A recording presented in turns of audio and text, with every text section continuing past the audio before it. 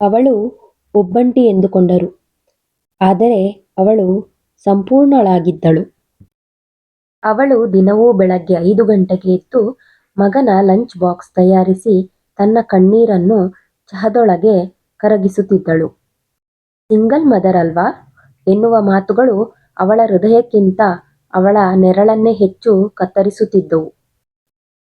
ಆದ್ರೆ ಅವಳು ಉತ್ತರ ಕೊಡಲಿಲ್ಲ. ಯಾಕಂದ್ರೆ ಅವಳಿಗೆ ಸಾಬೀತು ಮಾಡಬೇಕಾದವರು ಯಾರೂ ಇರಲಿಲ್ಲ. ಒಂದು ದಿನ ಅವಳ ಮಗ ಶಾಲೆಯಿಂದ ಓಡಿ ಬಂದು ಕೇಳಿದ, ಅಮ್ಮ, ನನಗೆ ಎಲ್ಲರೂ ಕೇಳ್ತಾರೆ ನಿನ್ನ ಅಪ್ಪ ಯಾರು ಅಂತ. ಆದ್ರೆ ನಾನು ಹೆಮ್ಮೆಯಿಂದ ಹೇಳ್ತೀನಿ, ನನ್ನ ಅಮ್ಮನೇ ಸಾಕು ಅಂತ. ಅವಳು ಮೊದಲ ಬಾರಿಗೆ ಒಬ್ಬಂಟಿ ಅಲ್ಲ ಅನ್ನೋದು ಅವಳಿಗೆ ಅರ್ಥ ಆಯ್ತು. ಕೆಲವರು ಒಬ್ಬಂಟಿಯಾಗಿರ್ತಾರೆ, ಆದ್ರೆ ದುರ್ಬಲ ಅಲ್ಲ. ಅವರು ತಾವೇ ಒಂದು ಸಂಪೂರ್ಣ ಜಗತ್ತು ಅಂತ ತಿಳ್ಕೊಂಡಿರ್ತಾರೆ. ಈ ಕತೆ ಇಷ್ಟ ಆಯ್ತು ಅಲ್ವಾ?